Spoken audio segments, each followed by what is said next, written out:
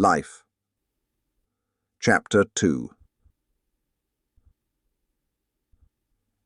In May 1948, having finished his 2-year stint in India, Peter returned to London to receive his diploma from Faraday House.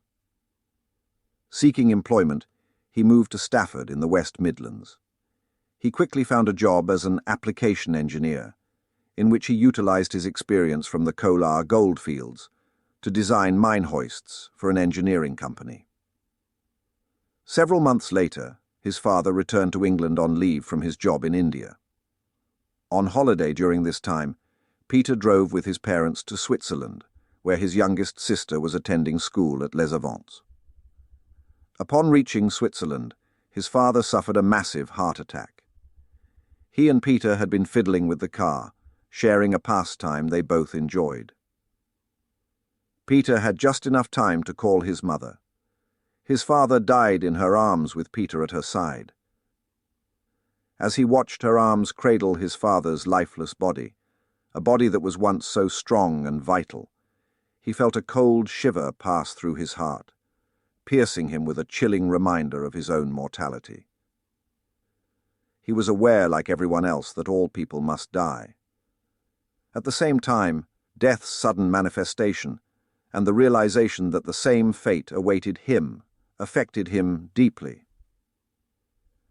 As he thought about his father's death, and then about his own death, he began to feel a profound sense of acceptance emerging through the sadness. He held no firm religious beliefs at the time, but kneeling over his father's dead body, he experienced a profound insight that anyone can die at any moment. He felt a sense of life's impermanence looming in his heart, and saw that when death came, there was nothing to do but accept it. A seed of realization that he should dedicate his life to spiritual practice began to take root in his heart.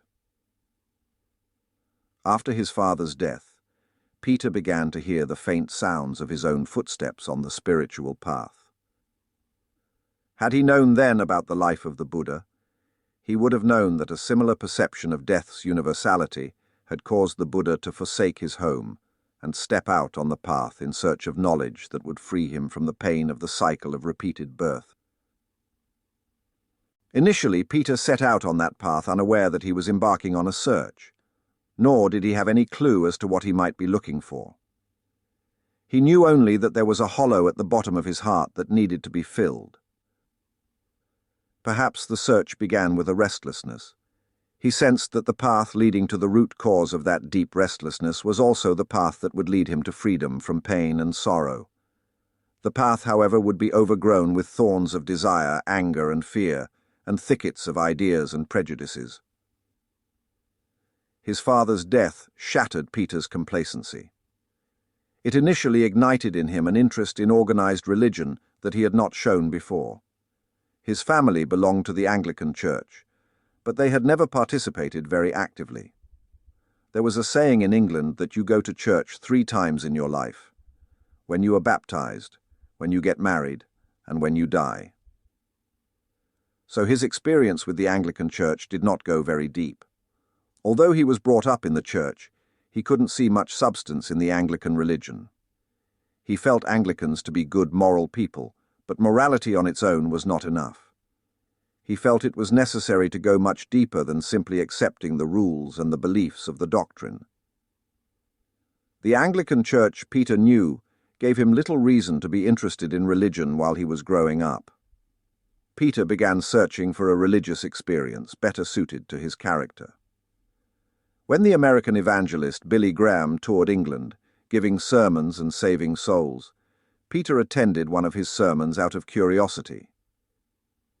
He came away from the large London gathering, feeling disappointed and with a sense of unfulfilled promises. When he returned to his job in Stafford, he began taking the sacraments from a Catholic priest and inquired into the principles of the Catholic doctrine. He even considered converting to Catholicism. But he was stumped by a problem that resisted resolution: the problem of cause and effect. For reasons he could not explain at the time, he always found himself getting stuck on that issue. Emotionally, Catholicism gave a positive impression, but intellectually, he found the explanations lacking clarity. When reading stories about the saints, Peter learned that one of the big hurdles they encountered was doubt.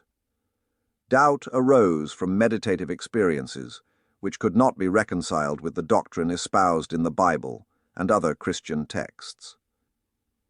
These saints had a clear sense of their own personal religious experiences, but those experiences simply did not fit with the beliefs of the Church. That inconsistency did not necessarily render Christian beliefs invalid, but it exposed contradiction within the Christian doctrine. In the end, Peter became dissatisfied with traditional Christian thought. After his experiments with Catholicism, Peter decided to think things through for himself. Determined not to be influenced by preconceived notions, he swept away the established laws of good and evil from his Christian background, with the intention of discovering for himself the precepts of life. Were such precepts necessary at all? That was one of the things he wanted to find out. Clearly, much of conventional truth appeared valid only because it had been handed down as gospel. As part of his daily routine, Peter rode his bike through the streets of Stafford to work each day. On the return leg at the end of the day, he walked his bike back. This walk was his time for inner reflection.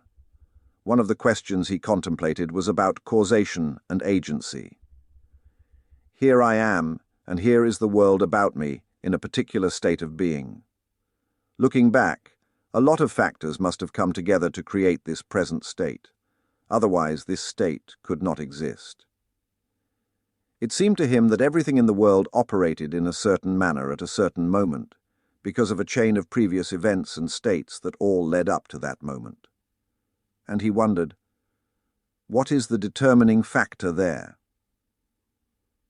He began to glean some insight into this when he read Dasgupta's 5-volume series, A History of Indian Philosophy. Although he never finished the series, in it he discovered the philosophical idea that all sensations are internal, that the majority of people believe only in what their senses perceive, and they accept anything that their senses convey as unquestionably real. They fail to understand that their senses, at best, are imperfect instruments, and that the mind constantly interprets what the senses are reporting. This was immediately a revelation for Peter, and it struck home right away. He thought, oh, that's true, why didn't I see it before?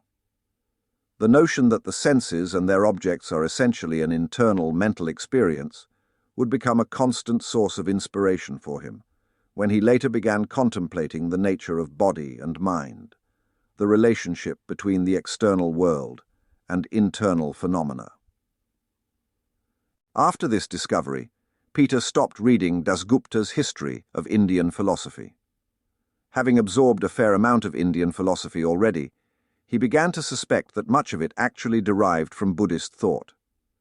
So the obvious next step was to go straight to the source, to Buddhism, and study it directly. Peter had come across many references to the Buddha and his teachings in his readings during that time, but he did not know much about either. Then a friend lent him a book on Buddhism. It laid out the very basics of the Buddha's teaching, the Four Noble Truths, the Noble Eightfold Path, and the 3 characteristics of existence. It was a remarkable revelation to him that a path to the truth had already been laid out, one which embraced many of the principles he already believed in. He was astonished that a religion existed that actually taught this approach. Peter read eagerly, expecting to find specific guidelines by which he could train his mind. He discovered that mental training was at the heart of the Buddha's teaching, so he acquired more books on Buddhism and learned as much as he could about the Buddhist path. Reading the Buddha's words, he felt the excitement of a traveler in a strange and exotic new country. His heart leapt when he came across noble words that expressed what he himself vaguely felt, but could not capture in words. He also read related subjects, like Western philosophy, which he did not find nearly as fulfilling for his quest. His mind operated concretely, with things that were tangible, specific, and practical, and he found it difficult to deal with the theoretical ideas and symbolic representations of abstract philosophy. No philosopher offered him what he was seeking. Philosophy was rich in theory and lofty ideas. Among his acquaintances, Peter found many people who were mesmerized by the subtlety and sophistication of scientific and philosophic ideas. Yet these same individuals exhibited moral behavior that was coarse and undeveloped. Peter began to notice these shortcomings more and more in the workplace. He noticed how inefficient the company was, because people were thinking of themselves far more than their jobs. The top priority of many employees was to get ahead, to climb continually up the ladder of success. The ones most intent on climbing were usually the ones who didn't really know very much. They were clever enough at climbing, but not clever at their work, and were usually rather ineffective. In the company, the work you did mattered less than your position within the workforce and the people you knew. That attitude not only led to an unhealthy competition at work, it also degraded the relationship among the workers. Employees saw themselves, individually, as being more important than their co-workers. To protect that status, they felt compelled to get their share of success and to get it before the others could. In some cases, co-workers faced off against one another on a continuing basis, perceiving each other as competitors. Dismayed by the senseless rivalry, Peter thought, "I don't want to be like that. I don't want to end up caught in that situation."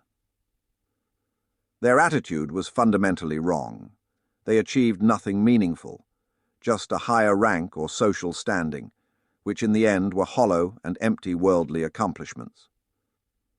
The external world was not what truly mattered. What truly mattered was a person's inner worth. People should really be focusing inward, looking at the quality of their intentions and the quality of their work. Their attitude toward work, how they view it, how they approach it, should be their most important consideration. There were also other aspects of their attitude that led Peter to feel that this way of thinking was the biggest problem affecting his fellow workers. On the job, they appeared easygoing and disengaged, like bystanders. Because they lacked a meaningful relationship with their work, they were not motivated to think too much about the job they were doing. They were involved out of necessity, but they did not really care about the results. Caring about what they were doing was considered unimportant or unnecessary. Sometimes Peter wanted to ask them, "Did you ever ask yourself where your desires come from? What do you really expect to achieve in life? Why are you so sensitive to others' criticism? Why is it that, when you achieve what you have worked so hard for, you are never really satisfied?" Peter's daily contemplations on living in an imperfect world awakened his mind to the inadequacies of worldly life. It brought the challenges of human existence into clearer focus, and along with it, an acute awareness of what constituted a foundation for lasting happiness, for him, and for all human beings. As his thoughts steadily gravitated toward Buddhist teachings, he was amazed to find how tiresome a place the world really was. Searching for a deeper commitment to a life of Buddhist practice, Peter decided to move to London in 1953. He had been working in Stafford for nearly 5 years while mulling over his religious options. Buddhism had given birth to a great tradition of virtue and wisdom, and he wanted to be a part of that tradition. He knew he must proceed with great determination if he was to succeed. He wanted to throw his energies into living in a way that would allow the seeds of Buddhism, which had sprouted in his heart, to grow and bear fruit. Once he had set his heart's compass firmly on its course, he felt an urgent need to meet like-minded companions and seek out the tradition's true source. Stafford at that time lacked a community of dedicated Buddhists. Peter had heard encouraging reports about a venerable institution of Buddhist learning in London. It was there, at the Buddhist Society that he intended to make earnest inquiries. Peter's move to London in 1953 heralded important changes in his life. His mother moved to London at the same time and bought a house in Richmond, allowing him to live with her in relative comfort. Nonetheless, he was nearly 28 years old, and his mother expected him to make his own way in the world. He soon found employment in London, working for the Canadian Standards Association as an electrical engineer responsible for testing electrical appliances to certify that they met recognized standards for safety and performance. Shortly after he arrived in London, Peter began his quest to explore Buddhism in greater depth. He visited the Buddhist Society, then located at 16 Gordon Square, across from the Central Gardens, and signed up to become a member. The Buddhist Society was a lay organization that offered talks and classes on the teachings of all the major Buddhist schools and traditions, as well as a structured program of courses on Buddhism in general. It was run by Christmas Humphreys, who liked to describe the institute as the oldest, largest, and most influential Buddhist organization in the West. Thousands of books filled the shelves along all the walls of the Buddhist Society's extensive library, books representing all schools and traditions. It was rare at that time to find so many books on Buddhism, including the Pali Canon. The prospect of reading them added to Peter's enthusiasm and excitement. From its inception, the Buddhist Society had been open, in principle, to all Buddhist traditions and their respective schools. In practice, most of Christmas Humphreys' public lectures were focused on the Zen school of Buddhism. Peter attended those lectures whenever he had the chance, and was intrigued by what he heard.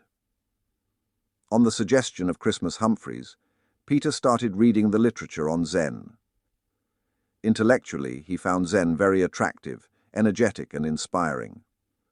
But when he turned his attention to practicing those teachings, the attraction faded. To him, the way of Zen, as described in the books, lacked structure. It was not well set out in a graduated manner, beginning with the preliminary practices and graduating to the more advanced ones. The teachings of Zen established themselves somewhere at the high end of the path and focused toward the summit. He felt that such a lofty approach to practice could easily lead to damaging doubt and confusion.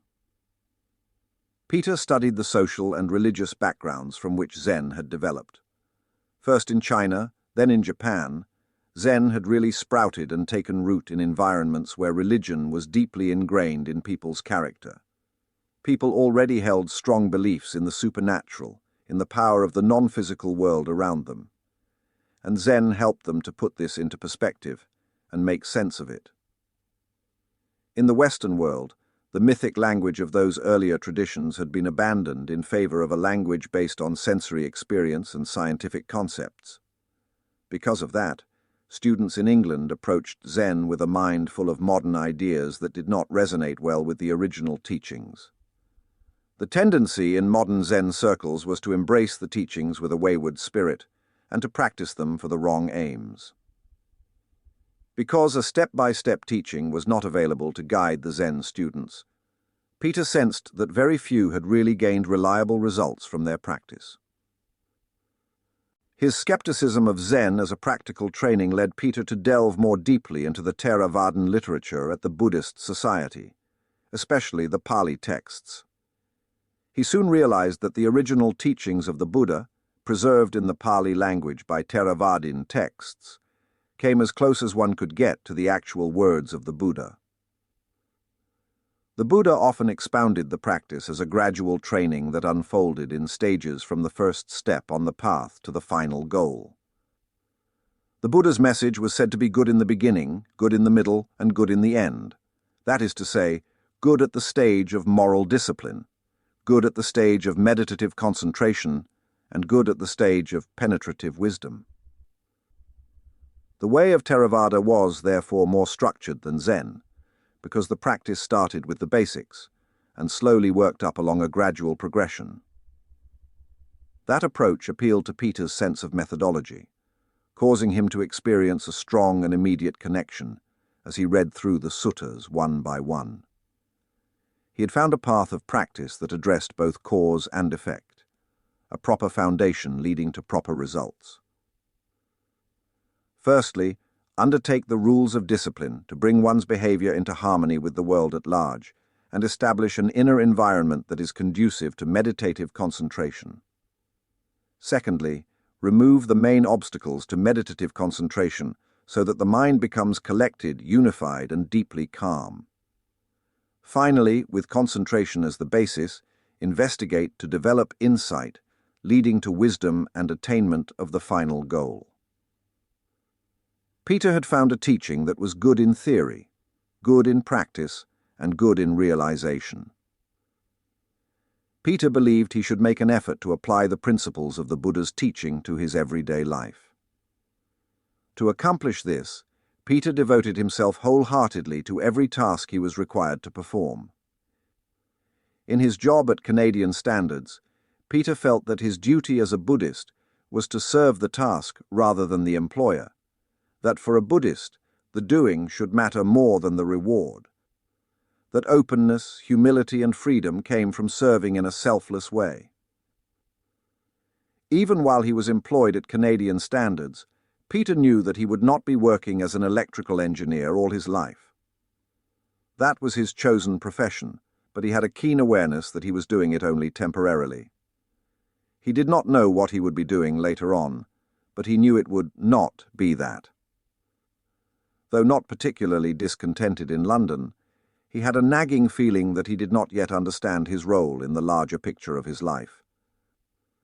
When he was younger, Peter had dreamt about finding an ideal place to live. As he looked around now, he realized that there was no such place to be found. Everywhere he looked, he saw the disadvantages and an uncertain future. Even people who worked hard and took pride in their work were bound to be stopped short in their tracks by the onslaught of old age, sickness, and death. And there loomed the dread of losing a once sharp intellect as the mind began to falter with age. A person becomes frightened, seeing his physical and mental energy slip away. No matter how much effort he has funneled into a successful career, once the time comes, the slate of his worldly accomplishments is cleared.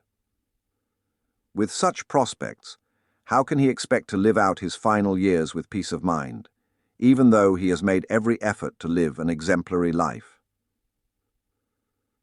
For Peter, Buddhism was not merely a passing interest that made sense only under certain conditions. Its teachings should always hold true, regardless of one's age or circumstances. The truth, as Buddhism conveyed, was that all things which appear in the world constantly change. Something is born, it remains briefly, and then dies away. Birth, aging, and death. No amount of effort can avoid the process of growing old. No strategy can evade death. Whatever was built would be destroyed. All that was accumulated would be lost. Whatever came into existence would die. What was the sense in pursuing worldly goals when death and decay would wipe the whole slate clean? When everything that one worked so hard for and clung to as important would be torn from one's grasp? The futility of worldly existence reminded Peter of the story of Sisyphus in Greek mythology. Sisyphus was condemned to an eternity of rolling a great boulder to the top of a steep hill. Every time Sisyphus attained the summit by the greatest of exertion and toil, the boulder slipped his grasp and rolled back down again. People, Peter saw, are wandering through repeated rounds of birth and death, suffering from the same futility and indignity. They are born, and they work hard to establish a solid position in the world, only to have death snatch it from their grasp. Facing rebirth, they repeat the process all over again without any end in sight. Born with an active and logical mind, Peter instinctively questioned everything in the light of Buddhist principles. In his leisure time, he persistently grappled with the problem of reconciling Buddhist principles of causation with the principles of scientific inquiry, Buddhist notions of truth with those of science methodology. Peter reasoned that concepts such as matter, energy, and so forth were science's attempt to explain how things work. But those explanations were merely mental constructs formulated by the scientist. They were not scientific truth, merely suppositions whose validity could be tested and proved. In other words, a scientist forms a concept of why this gave rise to that, and then tests it to prove the correlation correct. Based on that link, he proposes a theory about how matter and energy interact. Later discoveries negate the theory in certain situations, so the theory is modified to fit the new circumstances. More probing reveals that the theory does not cover other circumstances, so it is modified again. Eventually, enough inconsistencies are discovered to discredit the entire theory, forcing the scientist to scrap the original theory and construct a new one. That is the way science works. It functions with relative provisional truths. Science is an evolving method which tries to fathom the physical world by harnessing the power of the human mind. The paradox that encumbers science is that of the mind. Mind has no physical properties, yet scientists cannot escape its predominance over everything they do. Logic and the principles of reason exist only in the mind. But scientists never attempt to fathom the nature of the mind itself, the very key they use to unlock the mysteries of the world's shifting landscape. To search for the truth of the mind is to search for unconditioned truth, the one unchanging truth. Science, on the other hand, with its plethora of facts, theories, and suppositions, diverts the search away from the path of absolute unchanging truth and into a maze of ambiguous relative truths. This line of reasoning led Peter to question the efficacy of cause and effect, that ability of the mind to think logically and arrive at reasoned conclusions which he had always held so dear. The Buddha taught the law of karma, that our present experiences are conditioned by causes, our own past thoughts, words, and deeds. In daily life, people find themselves in undesirable circumstances all the time, even when it seems that they have done nothing to create them. They agonize, trying to find a reason why these things are happening to them. In doing so, they analyze conditions to find causes. In spending so much time and energy analyzing the conditions, they never get to the cause, the real source of the problem. They might get a provisional answer as to how the condition materialized, but as long as the original cause remains undiscovered, they will never be able to prevent it from happening again. In Buddhist practice, analyzing the present conditions is seen as merely an effort to alleviate current suffering, rather than to eliminate suffering altogether. A deeper investigation must search for the original cause of suffering, the original cause of being reborn, growing old, getting sick, and dying in life after life. The Buddha discovered the fundamental source of suffering, the real hindrance that prevents true freedom. He taught that mental defilements and their resultant negative emotions, such as greed, anger, and delusion, keep us trapped in the cycle of birth and death, that they are the root causes of this unending struggle. Negative emotions lead to negative actions, and negative actions lead to negative karma, and negative karma results in karmic consequences. Although Peter still could not fit all the pieces together, the truth to be found at the heart of the Buddha's teaching gradually began to take shape in his mind. He knew that the missing pieces did not lie in the realm of science. If anything, the scientific outlook was part of the problem, one of the reasons that the answers remained a mystery. Looking around him, Peter could see the hand of rational scientific thought at work in the ongoing social and spiritual confusion affecting post-war Britain. Instead of allaying people's doubt and perplexity surrounding their beliefs and values, the scientific approach to life helped to perpetuate social disquiet. Post-war Britain was entering a period of increasing affluence and freedom, where many of the old social and cultural structures were being challenged and slowly eroded away. The commercialization of society, coincided with a steady increase in material wealth. Consumption had become less connected with utilitarian needs and more with status and comfort. For many people, their lifestyle choices and consumption patterns began to underpin their personal identity. The car, the outings, the shopping sprees, the visits to the local pub several times a week, the annual holiday to the same hotel in the south. Those were the pleasures they lived for. That defined them. Peter remembered society being much more restrained when he was young. People back then had a much better sense of morality, of the difference between right and wrong. For instance, they regarded telling lies as being sinful. He felt that now people had only a vague idea of what morality meant, and that fewer and fewer of them cared about moral issues. A clear indication to Peter that British society was heading in the wrong direction. Although a general feeling of optimism prevailed in post-war British society, it masked a foreboding sense of uncertainty. New liberties had been gained at the cost of greater social fragmentation and weakened religious underpinnings. Consequently, a thick vein of anxiety ran deep beneath the surface of post-war British society.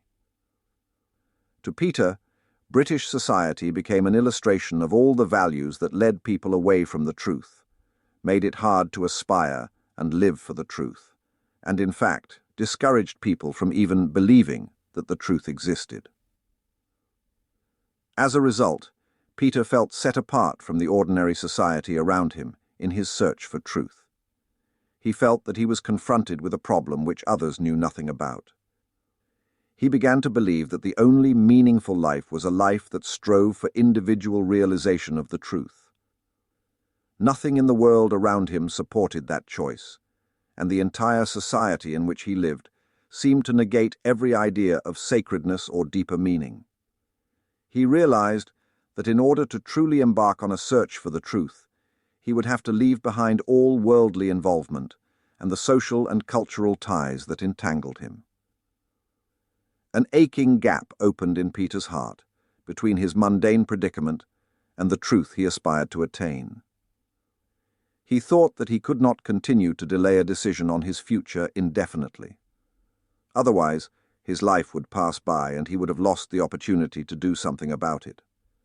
He now had the opportunity, and he had the strength to do it, and above all, he had the Buddha's teaching to guide him.